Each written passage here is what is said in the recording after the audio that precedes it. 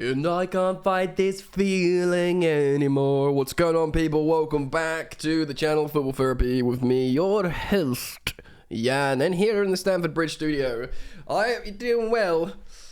I really do hope that. Chelsea news, welcome back to it. Look at this green in my mug. Oh, fun. Weird and fun. This is fun. Okay, welcome back. It's good to see you. I'm going to react to Liam Twomey's, Simon Johnson, David Ornstein's in-depth column on the mood at Chelsea. No palpable discord, but this club is unsettled by sweeping change. With interesting insight from behind the scenes at Chelsea Football Club, which of course is a huge talking point for me, you, and indeed everybody interested in the world of football. An interesting and valuable resource for me. I will link this description. I will link this article. Got it. Didn't even click very well there. There you go. Down in the description. Thank you for joining me. Thank you for dropping a like. It takes a millisecond. It's a good ritual, isn't it, to have? You watch the video, you watch Jan's video, you click a like, done. You've helped him out, and you're welcome to subscribe. And should you choose to do so, you know what you should do. You should hit that sweet, sweet bell. All right, mate. Let's have a little gandy goose then. 2 wins and 14 matches across all competitions for Chelsea since the first week of November. A run of form that is even bleaker than the final weeks of Jose Mourinho's second spell. When also, we were Premier League title defenders at that point, and also, we had the likes of Eden Hazard, Thibaut Courtois, Diego Costa, Cesc Fabregas, a settled championship-winning team. So, that's why palpable discord was happening behind the scenes, and that's why it didn't work. The team was there. Back then, the daily tension around Cobham became so unbearable that members of staff were afraid to leave their offices in run of risk of encountering a wild-eyed, snarling Mourinho in the corridor. Sounds like a lovely and fun place. Graham Potter's demeanour, it's fair to say, does not provoke the same reaction, though individuals The Athletic spoke to when compiling this story have still been granted anonymity to protect their jobs. So yeah, basically, Potter doesn't strike fear into people like Mourinho, and some people will say that's bad, but... And obviously it's good for many reasons, but I'd say more good than bad if you look at what football is these days. So there's sources here that have given you insight behind the scenes to the Athletic writers, but they've obviously had their identity protected. Quote, Potter is affable and approachable, says one club employee, not like a bear with a sore head. There's no barriers. He's obviously taking some of the personal abuse hard, but I like how objective he is. Potter doesn't cause any problems like other managers have in the past. He's very down to earth, humble, intelligent, courteous. I guess you could say he's quite a lot like me, guys. Huh? Joking. He's not as funny as me, but the rest of the stuff I got. I've not sensed any negativity amongst the players or vitriol. It feels more like things are going wrong, we need to fix it. Yes, is my one-word answer to that, ladies and gentlemen. It doesn't feel like hatred or disillusionment. Walking around the corridors at Cobham, you don't feel any tension or nastiness. Everyone is just getting on with it. That's good. There's been no crisis meetings. Wait. Or ramping up tension, but we reacted on a story of a crisis meeting just yesterday. Well, I don't make the news, I just react to it. Potter even took the usual steps of giving his players 2 full days off in the wake of the Southampton loss. There will be no full first team training session on Cobham on Thursday. Oh, there will be no. Okay, other coaches might have cracked the whip when similarly in dire circumstances, but Potter is mindful of Chelsea's devastating recent injury crisis, indeed, and is wary of overloading players still making their way back to peak condition. Fair enough, it's been profoundly bad, the injury crisis. As you can imagine, let's imagine, not everyone connected to the club has had a favourable impression of Potter's debut season. One source close to a senior player, speaking anonymously to protect his relationships, tells The Athletic, From what I hear or gather, I don't get the impression that Potter is saying that much to the players. He doesn't strike me as a personable character that says a lot. Interesting. There's a lot of new faces, people speaking different languages too. Potter hasn't been there long himself, and it's going to be hard for him to implement his ideas, to really, like, you know, assert himself like he's been at this place for ages. It can't be easy, right? Of course. He goes on to say, at Brighton, the expectation wasn't there. The players didn't have the expectations either. But at Chelsea, you have all those big egos. People have to respect him as a man, as a coach. And a lot of players who have come in may not know much about him and seen what he's done. This is Chelsea. The dynamic is different, of course. But we all knew that when, you know, adopting and hopping on the good ship data and whatever the new owners want to do, the new long-term approach. Co-owners Todd Boehly and Bedadik Barley have personally expressed their support to Potter in recent weeks, and the highest-ranking people in Chelsea's football operation at Cobham, co-sporting directors Paul Will-Stanley and Lawrence Stewart, technical director Christopher Vivell, and co-director of recruitment and talent Joe Shields remained warm and friendly presences around the training ground. Well, I'm glad everyone's not lost their minds and being horrible to each other. It's a start. All have officially moved into the building with offices assigned. The recruitment team are on the top floor, with Vivell, for example, moving into the room former technical director Michael Emenalo used before he left in 2017, which I believe is close to the manager. And of course, Vivell works very closely with the manager and sits in the dugout at every game. So clearly, like, you know, the integration around the team is profound and very present. Potter and his assistants have been switched to the ground floor closer to the players. Oh, there you go. So all Chelsea managers used to be assigned a big office on the top floor, but Potter has had a room redecorated downstairs. So that's nice to be closer to the players. Chelsea first team players were all presented well at the open session at Cobham on Tuesday with a select group of fans, partnerships with the club's foundation of sponsors. That's nice.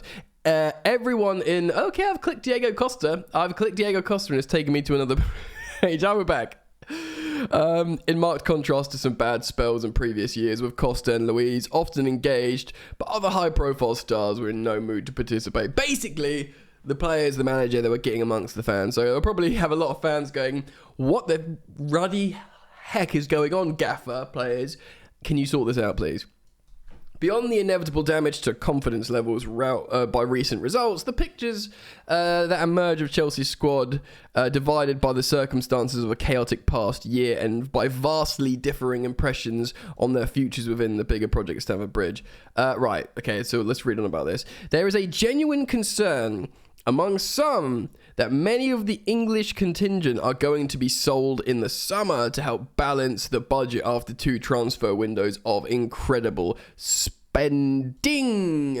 This uncertainty is going to affect morale. Yeah, I was thinking this. I'm just going to pause because I was thinking this is such a crap show without the performances and without the uncertainty of like the manager's approach, because the squad is in a blender, bro, and if people don't know where they're going and what their future holds, one way or another, even if they're trying to be professional, they're not going to be performing well. And you know, no one's a better example of that than Mason Mount. Among the survivors of the Roman Abramovich era, there is a pervading sense of bemusement as to the sweeping nature of the changes driven by Boehly and Igbali since their takeover last May. Rewind a little more than 18 months and Chelsea were Champions League winners. It was a good time, ladies and gentlemen, in Porto under the leadership of a world-class coach in Thomas Tuchel, and had convinced themselves they were only an elite number 9 away from winning the Premier League. Oh, we can feel what's coming here, can't we? It's coming. Romelu Lukaku signing a £97.5 million deal from Inter Milan on a huge 5-year contract in 2021 is an ongoing disaster for the club. And by the way, ladies and gentlemen, if you're interested in my detailed thoughts on Romelu Lukaku and the fact how he's probably going to be sent back to Chelsea and could we use him as a striker, watch my previous video. Now you can pause this and watch it, or you can go back to it, or you can open it on a new tab. You can do that on computers. You might be watching it on a phone, so watch it after. While Antonio Rudiger and Andreas Christensen were allowed to leave for nothing by the previous regime, but none of those remained, foresaw Boehly and Igbali leading the recruitment of 13 new first-team players. either permanently or on loan. I wonder if that includes the like of Chuck Wemmerkel will be the first teamer, but like Cassidy, Andre Santos, Amari Hutchison, Gaga Slanina. I guess it's not including them, I guess.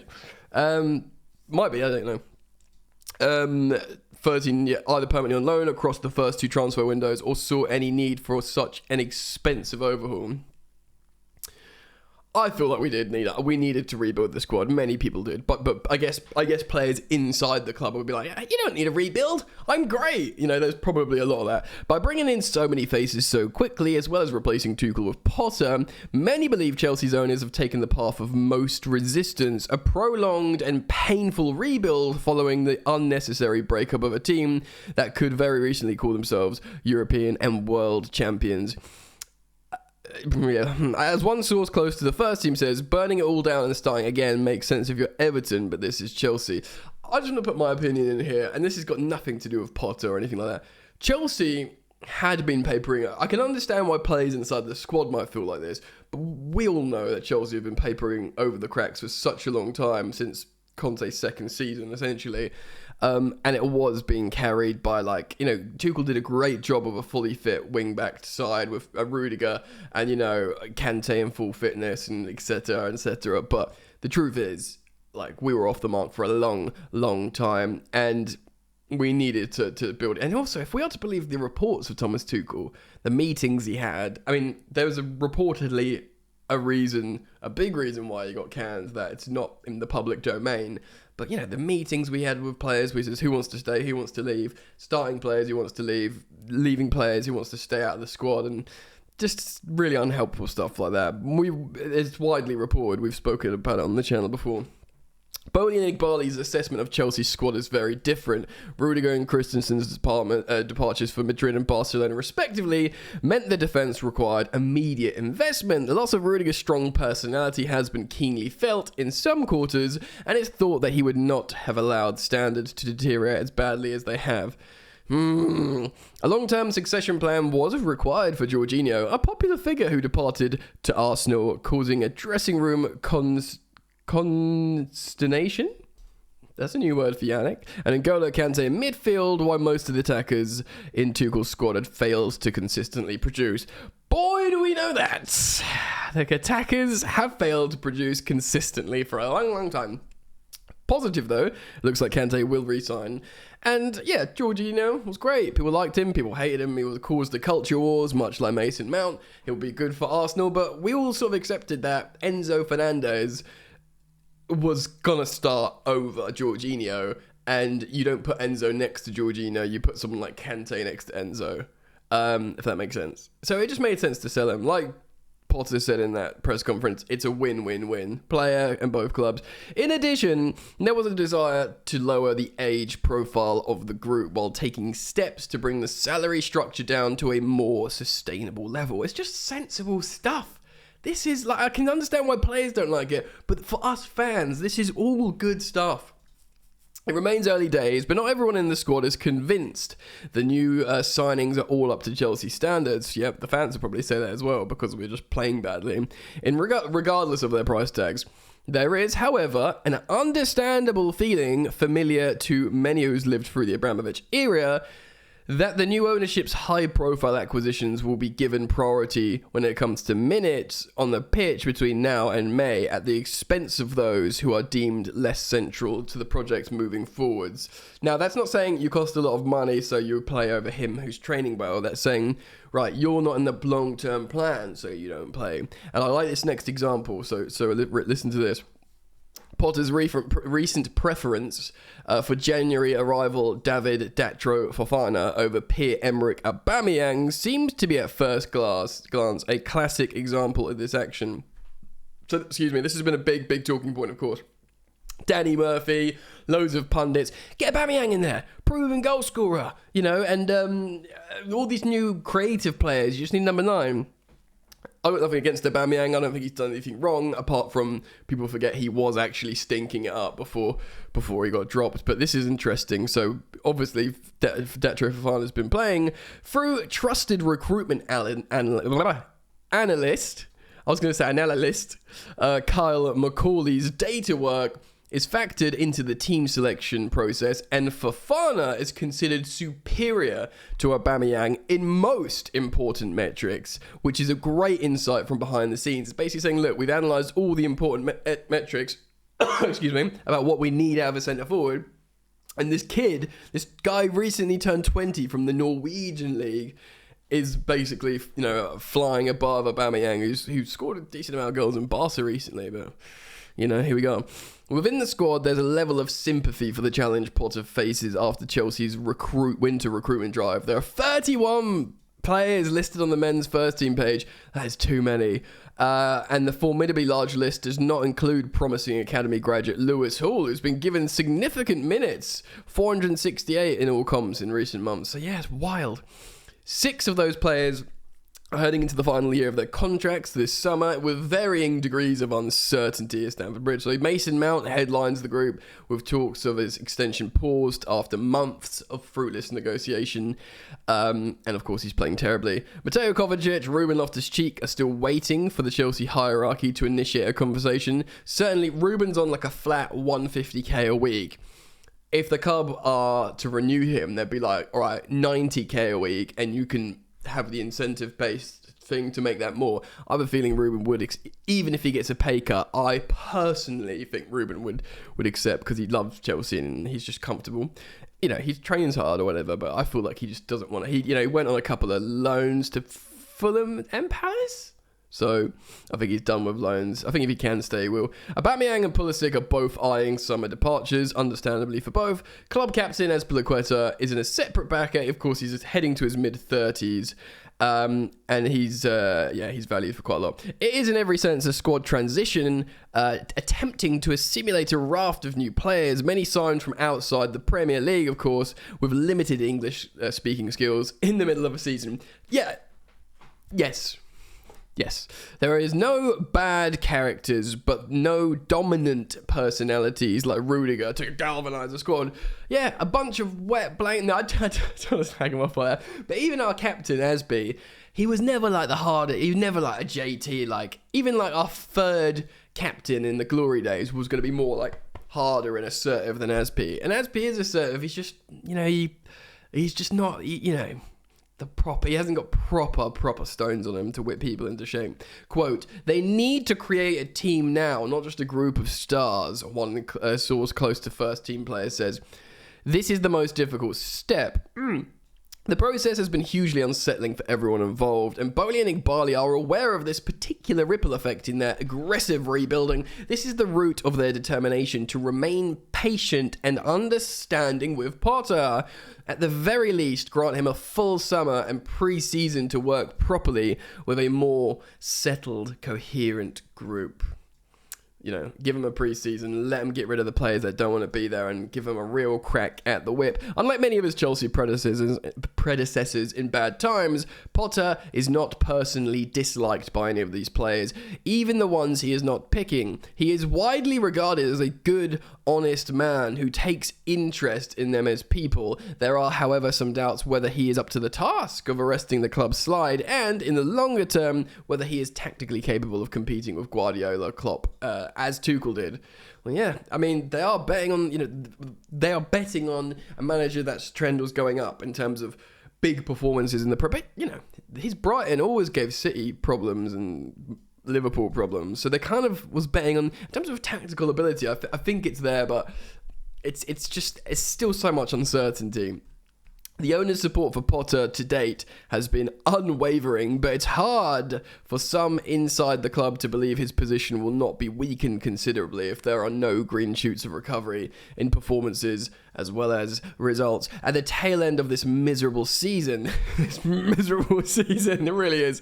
More immediately, the next 3 matches, Spurs, Leeds and Dortmund, are massive. Look, let's talk about this a little bit before we wind up. Yes, look, for those of you Potter out, you could be strong Ole Gunnar Solskjaer vibes, a nice guy that everyone likes. You're fine. I get it. But trust me, it's better to be liked than hated. That's conducive to long-term success if he can turn it around. So there's sympathy with how difficult the scenario is coming in mid-season, or misfiring players, injuries, massive squad, all uncertainty, like peculiar scheduling, the Queen dying, like stoppages, and the underlying numbers getting better in data, but not getting goals and wins. Fine. If Chelsea get into a relegation battle, then they'll have to flinch. But yeah, absolutely. I understand, like, Matt Law has confirmed on the London is Blue podcast, Chelsea did not approach Maurizio Pochettino. That's a lie. And I just don't see how dropping in another coach into what is, excuse my language, a shit show right now with a few games left is going to solve anything. So I get it. I feel like the fans need to take a deep breath and just back what the players and the manager for the moment, even if they don't want Potter there long term. Let's just get through this season, let the players assimilate, get used to Cobham, get used to the Premier League, get used to each other, and look again in the summer.